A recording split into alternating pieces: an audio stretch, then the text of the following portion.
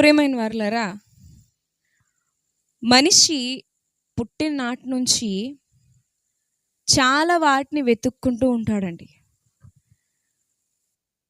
ఊహే తెలియని వయసులో, నెలల ప్రాయంలో తల్లి స్పర్శ కోసం మనిషి వెతుక్కుంటాడు. పసిబిడ్డగా ఉండగానే అమ్మ స్పర్శ కోసం, అమ్మ ఒడి వెచ్చదనం కోసం ఒక చిన్న బిడ్డ వెతుక్కుంటాడండి.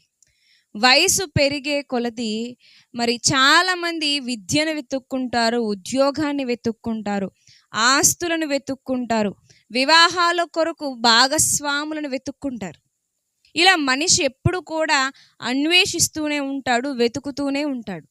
ఇంకా ఎలా ఎలా ఏం వెతకాలి, ఏం తెలుసుకోవాలి, ఏం అందుకోవాలి అని మనిషి నిరంతరం కూడా వెతుకుతూనే ఉంటాడు. ప్రియమైన వారలారా, ఎన్నో వెతుకుతున్నాడు, ఎన్నో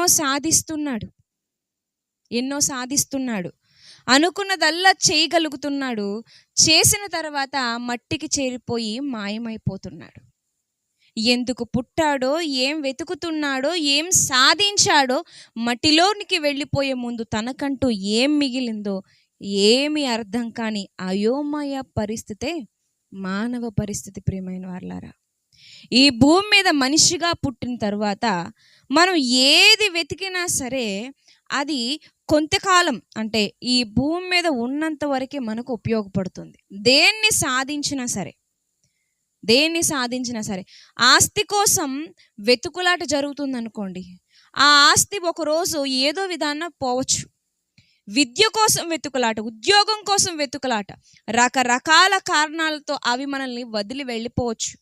మనుషుల కోసం వెతుకులాట, నాకు తగ్గ జోడి ఏది, నన్ను అర్థం చేసుకునే మనుషులేరి, నాతో ప్రేమగా మాట్లాడే మనుషులేరి, ఇదో రకమైనటువంటి వెతుకులాట. ఈ వెతుకులాట కూడా మరి దొరికారు, నేను అనుకున్న దొరికింది అన్న తర్వాత వాళ్ళే ద్వేషించడం మొదలు పెడతారు, వచ్చిన వాళ్ళే వెళ్ళిపోవడం మొదలు పెడతారు. ఇలా మనిషి తన జీవిత కాలంలో వెతుకుతూ సాధించాననుకుంటూనే ఓడిపోతున్నాడు. తన జీవిత కాలాన్ని భూమి మీద ముగించేసుకుంటున్నాడు. అసలు మనిషి వెతకాల్సిందేంటి, మనిషి అన్వేషించాల్సిందేంటి, మనిషి ఆశపడాల్సిందేంటి అంటే కనుక తన్ని సృష్టించిన సృష్టికర్తను వెతకాలి. అలా వెతికే పనిలో ఎవరున్నారు? దేవుడు అన్న మాట ఎవరి మనసులోకి వస్తుంది? ఏం తినాలి, ఈరోజు ఏం వండుకోవాలి, రేపు ఏం వండుకోవాలి, మరి పండగ వచ్చిందంటే పండగకి ఏం వండేసుకోవాలి, ఈరోజు ఏం కట్టుకున్నాను, రేపు ఏది కట్టుకోవాలి, ఎల్లుండి ఏది కొనుక్కోవాలి. ఇలా తినడం గురించి, తాగడం గురించి, ధరించడం గురించే మానవులందరూ వెతుక్కుంటున్నారు తప్ప అసలు తినడానికి ఉన్న ఈ దేహం, తాగడానికి ఉన్న ఈ దేహం, ధరించడానికి ఉన్న ఈ శరీరం, ఈ ప్రాణం, దేహం ఉంటే సరిపోయిందండి. శవాలకు కూడా అక్కడ శవం కూడా దేహమే కదా. మరి శవం తినలేకపోతుంది, శవము తాగలేకపోతుంది, శవం ధరించుకోలేకపోతుంది అంటే ఈ శరీరానికి ప్రాణం ఉండాలి. ఈ ప్రాణం ఉంది, దేహం ఉంది, తినడం తాగడం అటుంచుదాం, అసలు ఇది ఇచ్చింది ఎవరని వెతుకుతున్నామా? లేదు.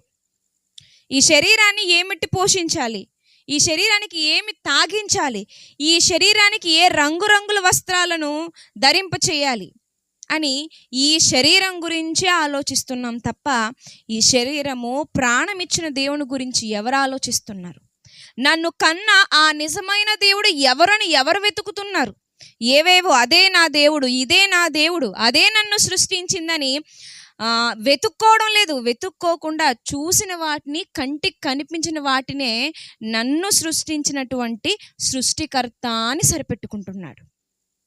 సరిపెట్టుకుంటున్నాడు. మనిషి ఏ విషయంలోనూ సరిపెట్టుకోడండి, ఒక్క దేవుని విషయంలో తప్ప. వస్త్రం విషయంలో సరిపెట్టుకుంటాడండి? సరిపెట్టుకోడు. ఇంకా గొప్పగా, ఇంకా బాగా ఒక 500 పెట్టి ఒక షర్ట్ కొనాలంటే, లేదా ఒక డ్రెస్ కొనాలంటే ఆ 500కి ఆ అమ్ముకునేవాడు ఒక డ్రెస్ చూపిస్తే దాని క్వాలిటీ చూసి ఇది 500 ఏంటి, ఇది మా ఊర్లో 150 రూపాయలకి వస్తుంది, ఇంకా మంచి చూపించవయ్యా, తృప్తి లేదు, బెటర్ కావాలి. మనకి ఒక ఇల్లు కట్టుకుంటే నాలాంటి ఇల్లు ఎవ్వరికి లేకుండా కట్టుకోవాలి, ఉన్నతంగా కట్టుకోవాలి, బాగా కట్టుకోవాలి. తృప్తి లేదు, ఇంకా బాగా బాగా అద్భుతంగా.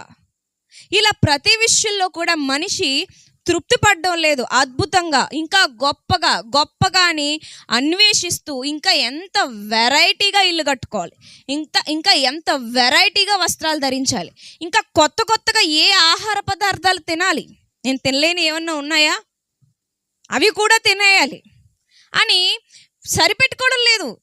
రోజు గింజనం సరిపెట్టుకుంటామా, రోజు పప్పను సరిపెట్టుకుంటాము, కొత్తగా తిన్నది తింటామా, అక్కడ ఉన్నది వేసుకుంటామా, వేసుకునే విషయంలో కాంప్రమైజ్ అవ్వం, తినే విషయంలో కాంప్రమైజ్ అవ్వం, ఉండే విషయంలో కాంప్రమైజ్ అవ్వం.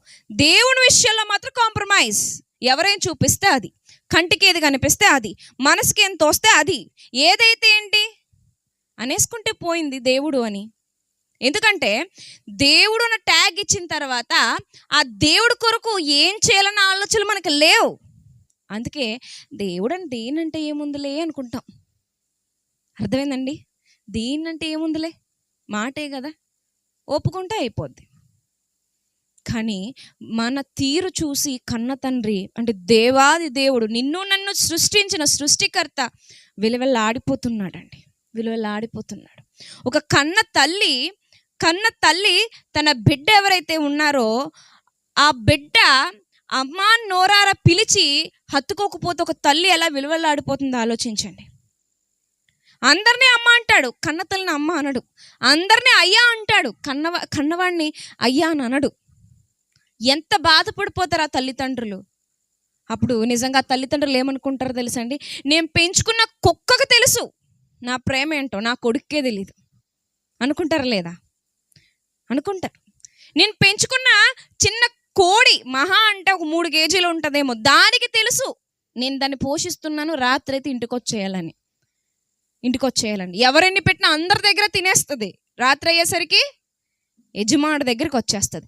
కానీ నా కూతురికే తెలీదు.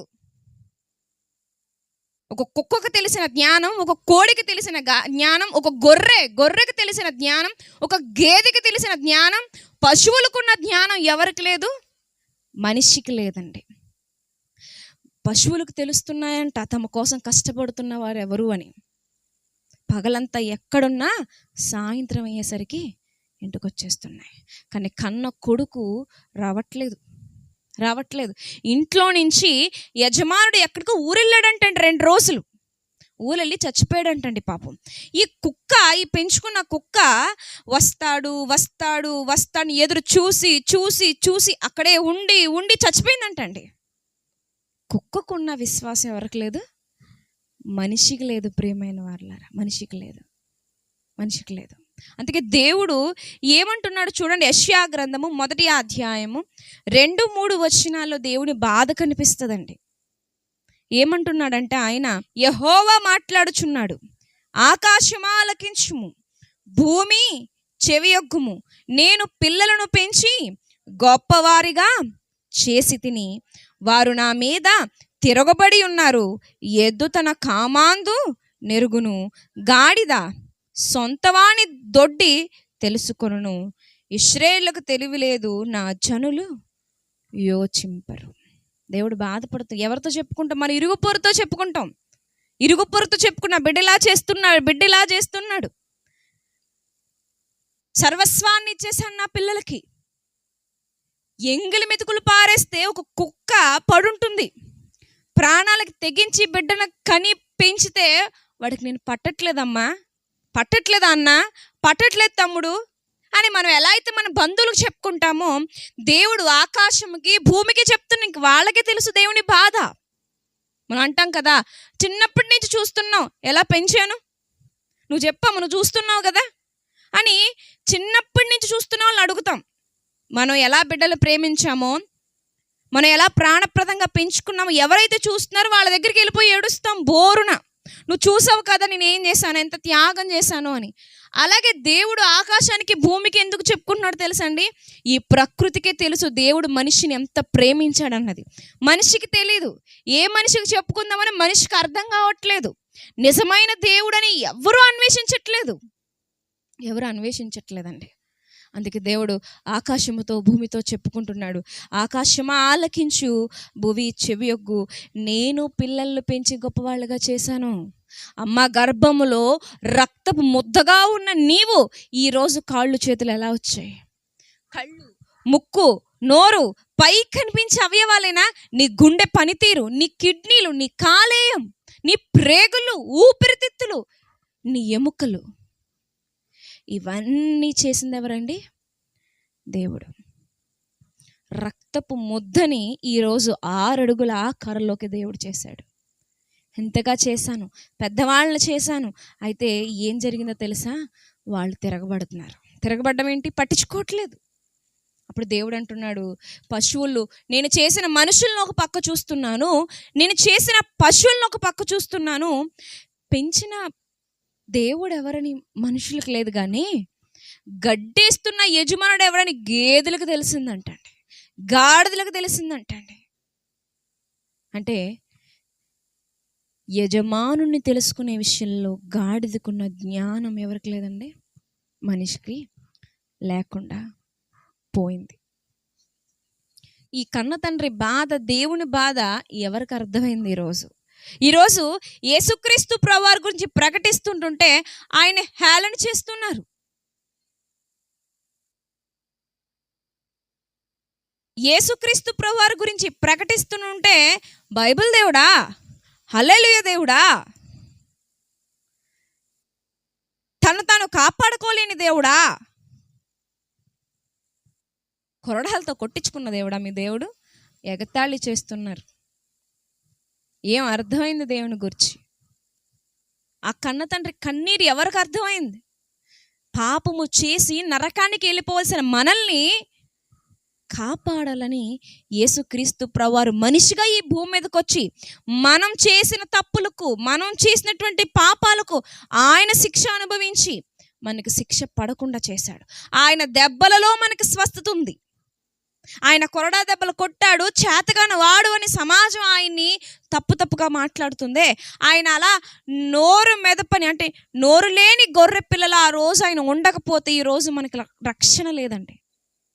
ఎన్ని చేసినా, ప్రాణం ఇచ్చినా ఇంకా అర్థం చేసుకోకుండా ఎప్పటికీ పాపంలోనే బ్రతుకుతూ, తింటూ, తాగుతూ, అల్లరి చేస్తూ, కేకలు వేస్తూ, ఇష్టం వచ్చినట్టుగా బ్రతుకుతూ దేవుణ్ణి తాగేసి తిట్టిన వాళ్ళు ఉన్నారండి. తాగేసి, మామూలుగా కాదు, కక్ష పగుండిపోతే ఇలా కాదు, కానీ నేను తాగి వచ్చాక నీ పని చెప్తానంటారు. అలా మరి దేవుడు ఏ తప్పు చేశాడని ఆయన మీద కక్ష సాధిస్తూ మద్యపానాన్ని, మందు తాగి మరి ప్రభువుని వీధుల వెంబటి తిడుతున్నారు. నీకు ఏం అన్యాయం చేశాడు ఆయన? ఆయన తలుచుకుంటే క్షణంలో నీ ముక్కు రంధ్రాల్లోకి వెళ్ళే గాలినైనా ఆజ్ఞాపిస్తుంది, ఆగిపోద్ది. చుట్టూ గాలి ఉంటుంది, అందరూ పీల్చుకుంటారు, నీవే పీల్చుకోలేవు. అలా చెయ్యొచ్చుగా ప్రభు, చేయలేదు. కొడుకు గుండెల మీద తన్నుతున్నా తండ్రి ఎందుకు మాట్లాడో తెలుసండి? తిరిగి ఒకడు కొడితే చస్తాడని, బలం లేక కాదు. వాడు ఎన్ని తిడుతున్నా తండ్రి ఎందుకు తిరిగి అనట్లేదు అంటే, నా బలంతో కొట్టానంటే వాడు బతకడు, తెలియని కుర్రాడు, వదిలేయండి అంటాడు. అలాగే మనం ఎంత వ్యతిరేకంగా దేవుని వైపు మాట్లాడుతున్నా ఆయన తిరగబడితే మనం తుణాతుణకలు అయిపోతామని దేవుడు మౌనంగా భరిస్తున్నాడు. ఆయన భరించే కొలది, సహించే కొలది, ఓర్చుకునే కొలది ఇంకా మనిషి నానాటికి పెట్టరేగిపోతున్నాడు తప్ప మార్పు అనేది మనిషి జీవితంలో రావట్లేదండి. ఇంత అన్యాయమా? ఇంత దారుణమా? దేవుడిపై ఇలాంటి దాడా? ఎప్పుడో ఆకలిస్తే ఒక పూట అన్నం పెడితేనే రుణం తీర్చుకోలేమని జీవితాంతం గుర్తుపెట్టుకుంటామే.